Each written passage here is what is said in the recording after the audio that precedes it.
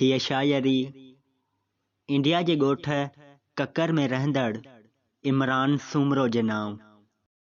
असां दीप दीदिन जा ॿारिया हमेशा, अव्हां कौल पंहिंजा न पारिया हमेशा।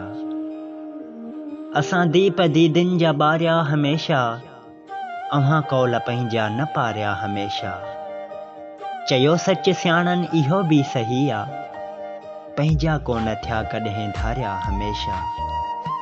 अव्हां खोड़ ख़ुशियुनि सां रांदियूं कयो था, अव्हां खोड़ ख़ुशियुनि सां रांदियूं कयो था, असां ग़म में लम्हा गुज़ारिया हमेशा।